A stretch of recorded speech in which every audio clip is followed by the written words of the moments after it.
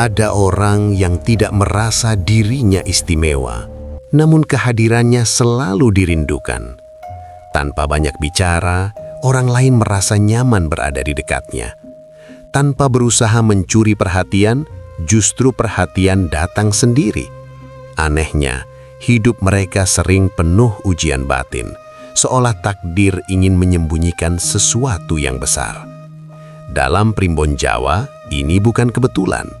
Mereka yang lahir dengan weton manis dipercaya membawa energi halus yang memikat, daya tarik alami yang bahkan sering tak mereka sadari, namun mampu mengubah arah hidup banyak orang.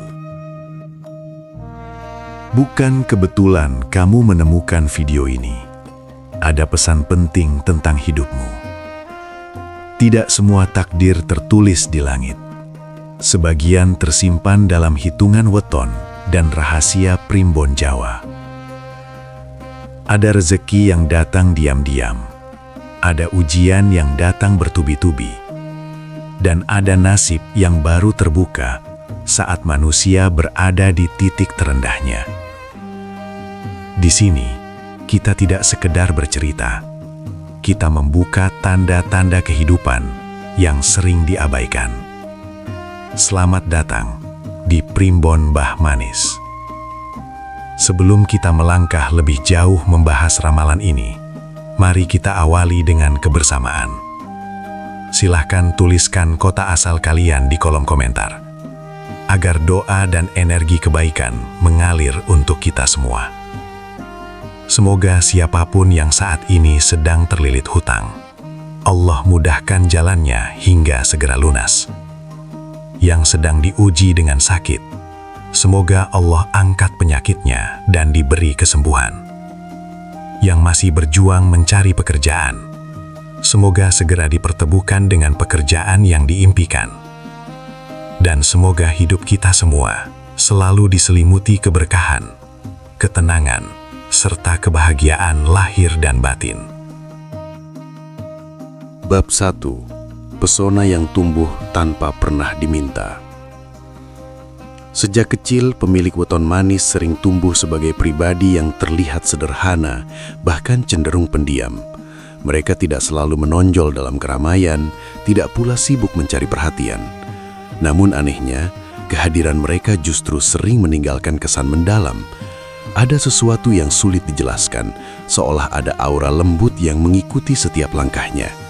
Orang-orang merasa nyaman duduk di dekatnya, merasa tenang hanya dengan mendengar suaranya, bahkan merasa dihargai hanya karena tatapannya yang penuh empati. Dalam Primbon Jawa, kondisi ini dikenal sebagai aura manis alami, sebuah energi halus yang sudah melekat sejak kelahiran. Aura ini bukan soal para serupawan, bukan pula tentang kecerdasan yang mencolok, melainkan tentang getaran batin yang menenangkan. Anak dengan weton manis sering menjadi penyejuk suasana di rumah. Saat orang tua bertengkar, mereka memilih diam sambil memeluk perasaan sendiri. Saat suasana tegang, mereka hadir membawa keheningan yang justru menenangkan. Namun justru disinilah benih konflik mulai tumbuh. Karena terlalu terbiasa menenangkan orang lain, mereka lupa menenangkan dirinya sendiri. Sejak kecil, mereka sudah belajar menekan perasaan. Mereka belajar tidak banyak menuntut.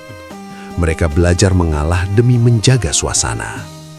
Semua dilakukan secara alami, tanpa sadar bahwa mereka sedang membentuk pola hidup yang akan terbawa hingga dewasa.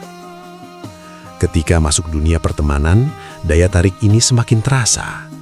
Mereka mudah disukai, sering menjadi tempat curhat dan dipercaya menyimpan rahasia. Orang-orang datang dengan cerita luka, masalah, dan beban hidup. Pemilik weton manis mendengarkan dengan tulus, tanpa menghakimi. Mereka merasa itu hal biasa, karena memang begitulah hatinya bekerja. Namun perlahan, tanpa disadari, energi batin mereka terkuras. Masalahnya, tidak semua yang datang membawa ketulusan. Ada yang mendekat karena nyaman, tapi menghilang saat sudah lega. Ada yang memanfaatkan kelembutan mereka untuk kepentingan pribadi. Ada pula yang hanya hadir saat butuh, lalu pergi tanpa pamit. Disinilah luka pertama mulai terbentuk. Bukan karena dibenci, tetapi karena terlalu sering disukai dengan cara yang salah. Pemilik weton manis mulai bertanya dalam hati, meski jarang terucap. Kenapa aku selalu jadi tempat singgah, tapi jarang jadi tujuan? Kenapa aku selalu ada untuk orang lain, tapi saat aku butuh justru merasa sendirian? Primbon Jawa menyebut fase ini sebagai ujian awal pemilik aura kuat.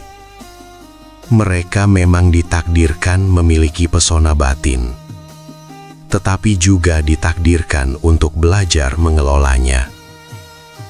Jika tidak, aura itu akan menjadi beban, bukan anugerah.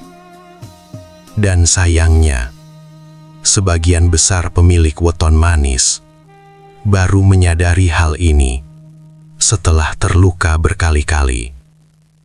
Namun justru dari luka-luka kecil inilah perjalanan besar mereka sebenarnya dimulai. Karena di balik kelembutan itu tersimpan kekuatan yang belum bangun. Kekuatan yang suatu hari akan mengubah cara mereka memandang diri sendiri, memandang orang lain, dan memandang hidup secara keseluruhan. Bab 2. Ketika pesona menarik orang tapi menguras jiwa. Memasuki usia remaja hingga dewasa, pemilik weton manis mulai menyadari satu hal yang ganjil. Mereka jarang benar-benar sendirian, tetapi sering merasa sangat sepi. Lingkaran pertemanan mereka luas, banyak yang ingin dekat, banyak yang merasa cocok, banyak pula yang merasa nyaman hanya dengan berada di sekitar mereka. Namun anehnya, keakraban itu sering terasa berat, bukan hangat. Dalam primbon Jawa, orang dengan weton manis diyakini memiliki daya pikat batin yang kuat. Bukan daya tarik yang dibuat-buat, tetapi seperti magnet alami. Mereka tidak perlu berbicara banyak untuk membuat orang merasa diterima. Senyumnya terasa tulus, sikapnya terasa menenangkan, kehadirannya terasa seperti tempat pulang. Namun justru disinilah masalah mulai muncul. Banyak orang datang dengan membawa beban hidupnya. Datang untuk curhat, datang untuk mencari pengertian, datang untuk mencari kekuatan. Pemilik weton manis mendengarkan semuanya dengan hati terbuka. Karena itulah sifat dasarnya. Mereka tidak tega menolak. Mereka tidak sanggup berpura-pura cuek. Mereka merasa bersalah jika tidak membantu. Lama-kelamaan peran ini menjadi melelahkan. Mereka mulai merasa seperti wadah bagi luka-luka orang lain. Setiap cerita sedih, setiap keluhan, setiap air mata, semuanya masuk ke dalam hatinya. Tetapi ketika mereka sendiri lelah, ketika mereka sendiri butuh dipahami, justru tidak tahu harus bercerita pada siapa. Konflik batin pun semakin dalam. Di satu sisi, mereka ingin tetap menjadi pribadi yang baik dan tulus. Di sisi lain, mereka mulai sadar bahwa terlalu terbuka justru membuat mereka sering dimanfaatkan. Ada yang hanya datang ketika butuh. Ada yang pergi tanpa rasa terima kasih. Ada yang bahkan menyalahkan mereka ketika keadaan tidak berjalan sesuai harapan. Primbon Jawa menyebut fase ini sebagai ketidakseimbangan energi batin. Aura mereka terlalu terbuka, terlalu mudah diakses tanpa pelindung. Akibatnya, bukan hanya orang baik yang tertarik, tetapi juga orang-orang yang membawa niat tidak tulus. Mereka seperti lampu terang di malam hari, indah, tetapi juga mengundang banyak hal yang tak diinginkan. Di titik ini, sebagian pemilik weton manis mulai berubah. Mereka mulai lebih pendiam, mulai menjaga jarak, mulai belajar berkata tidak. Namun perubahan ini sering disalahpahami. Ada yang mengatakan mereka berubah, ada yang menganggap mereka dingin. Padahal sesungguhnya, mereka hanya sedang mencoba menyelamatkan dirinya sendiri. Namun semakin mereka mencoba menutup diri, semakin kuat pula gejolak batin itu muncul.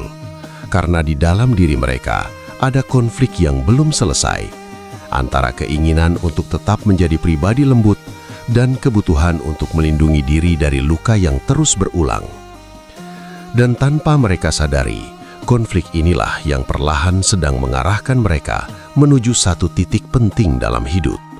Titik di mana mereka akan dipaksa memilih, tetap hidup untuk menyenangkan orang lain atau mulai hidup untuk dirinya sendiri. Bab 3. Saat hati mulai bertanya, siapa aku sebenarnya? Pada titik tertentu dalam hidup pemilik weton manis, muncul satu fase yang tak bisa lagi dihindari. Fase ketika mereka mulai mempertanyakan jati diri, bukan lagi sekedar tentang hubungan, pertemanan, atau pekerjaan, tetapi tentang sesuatu yang jauh lebih dalam, tentang makna keberadaan mereka sendiri. Mereka mulai merasa ada sesuatu dalam dirinya yang berbeda, bukan perbedaan yang terlihat oleh mata, tetapi terasa jelas di dalam batin. Kadang mereka bisa merasakan suasana hati orang lain hanya dari tatapan. Kadang mereka bisa menebak perubahan sikap seseorang, bahkan sebelum kata-kata diucapkan. Kadang pula mereka merasakan kegelisahan tanpa sebab yang jelas, seolah hati mereka menangkap getaran yang tak tertangkap logika. Dalam Primbon Jawa, kondisi ini disebut sebagai terbukanya rasa halus. Ini bukan kemampuan gaib seperti yang sering disalahpahami, melainkan kepekaan batin yang sangat tinggi. Pemilik weton manis memang dipercaya memiliki akses batin yang lebih lembut, lebih sensitif, dan lebih mudah tersambung dengan perasaan sekitar. Masalahnya, kepekaan ini jarang disertai pemahaman. Karena tidak memahami apa yang terjadi, banyak dari mereka justru merasa takut pada dirinya sendiri. Mereka menganggap diri terlalu baper, terlalu sensitif, terlalu lemah. Mereka menyalahkan diri karena merasa berbeda. Mereka berusaha menekan kepekaan itu, berpura-pura biasa saja, berpura-pura kuat, dan berpura-pura tidak merasakan apa-apa. Padahal justru disitulah konflik batin makin membesar. Semakin mereka menekan kepekaan itu, semakin kuat rasa lelah yang muncul. Mereka merasa mudah lelah berada di keramaian. Mereka merasa kosong setelah terlalu lama berada di sekitar orang-orang yang energinya berat. Mereka butuh waktu menyendiri lebih lama daripada orang lain, tapi merasa bersalah ketika melakukannya. Banyak pemilik weton manis yang mulai merasa seperti hidup di dua dunia. Dunia luar yang menuntut mereka tetap ramah, tetap baik, tetap bisa diandalkan, dan dunia dalam yang diam-diam lelah, penuh pertanyaan, penuh keraguan, dan penuh keresahan. Pertanyaan itu semakin sering muncul dalam batin. Kenapa aku merasa terlalu dalam merasakan segalanya? Kenapa aku mudah sekali terpengaruh suasana? Apa sebenarnya fungsi semua kepekaan ini? Primbon Jawa menyebut fase ini sebagai gerbang kesadaran. Fase ketika seseorang mulai menyadari bahwa apa yang selama ini mereka anggap kelemahan sebenarnya adalah kekuatan yang belum mereka pahami. Namun, sebelum kekuatan itu bisa menjadi anugerah, seseorang harus lebih dulu melewati kekacauan batin. Dan disinilah titik paling berbahaya sekaligus paling penting. Karena sebagian pemilik weton manis yang tidak kuat menghadapi fase ini akan memilih mati rasa, menutup diri sepenuhnya, mematikan empati, menjadi dingin, dan kehilangan jati diri. Namun sebagian kecil lainnya akan mulai melangkah ke arah berbeda. Mulai mencari makna, mulai mencari jawaban, dan tanpa sadar, mulai mendekati rahasia besar tentang siapa diri mereka sebenarnya. Dan ketika proses itu benar-benar dimulai, hidup mereka tak akan pernah sama lagi. Bab 4. Ketika takdir tak lagi bisa dihindari. Pada fase ini, hidup pemilik weton manis tidak lagi berjalan tenang seperti sebelumnya. Jika dulu ujian datang perlahan, kini terasa datang bertubi-tubi. Seolah-olah takdir takdir mulai kehabisan kesabaran, memaksa mereka untuk berhenti bersembunyi dari diri sendiri. Masalah datang dari berbagai arah sekaligus. Hubungan yang selama ini mereka pertahankan dengan penuh pengorbanan mulai runtuh. Orang-orang yang dulu mereka bela mati-matian justru menjadi pihak yang paling melukai. Pekerjaan yang mereka jalani dengan tulus terasa semakin menguras jiwa, bukan lagi memberi makna. Mereka mulai merasa asing di hidupnya sendiri. Di titik ini, rasa lelah bukan lagi sekedar lelah fisik, tetapi lelah batin yang dalam. Lelah berpura-pura kuat, lelah selalu menjadi penopang orang lain, lelah terus-menerus mengabaikan suara hati sendiri. Banyak pemilik weton manis yang sampai pada fase ini merasa seolah hidup sedang menghukum mereka. Mereka mulai bertanya dalam hati, apa salahku sampai hidup terasa seberat ini? Kenapa kebaikan selalu berakhir dengan luka? Menurut Primbon Jawa, inilah fase gugurnya topeng jiwa. Segala peran palsu yang selama ini mereka pakai, peran sebagai orang yang selalu kuat, selalu mengerti, selalu mengalah, mulai runtuh dengan sendirinya. Takdir sengaja menghancurkan pola lama mereka, karena jika tidak, mereka akan terus hidup dalam penderitaan yang tidak mereka sadari. Di tengah kekacauan itu, muncul satu momen sunyi yang sangat menentukan. Momen ketika mereka sendirian, benar-benar sendirian, tanpa sandaran siapapun. Tidak ada tempat mengadu, tidak ada yang benar-benar memahami. Hanya ada diri mereka dan suara hati yang selama ini mereka abaikan. Dan di momen itulah sesuatu berubah. Mereka mulai mendengar suara batin yang selama ini tertutup oleh kebisingan dunia. Aku juga berhak bahagia. Aku juga berhak didengar. Aku juga berhak memilih jalan hidupku sendiri. Untuk pertama kalinya, pemilik weton manis mulai memilih diri sendiri, bukan orang lain. Mulai berani menolak yang menyakitkan. Mulai berani melepaskan yang melelahkan. Mulai berani berjalan sendiri meski terasa menakutkan. Primbon Jawa menyebut fase ini sebagai lahirnya kekuatan sejati. Bukan kekuatan untuk menguasai orang lain, tetapi kekuatan untuk berdiri tegak tanpa bergantung pada siapapun. Namun mereka belum tahu bahwa keputusan-keputusan kecil ini sedang membawa mereka menuju sesuatu yang jauh lebih besar. Karena setelah seseorang dengan weton manis benar-benar menemukan dirinya, takdir mulai bergerak dengan cara yang tak pernah mereka bayangkan.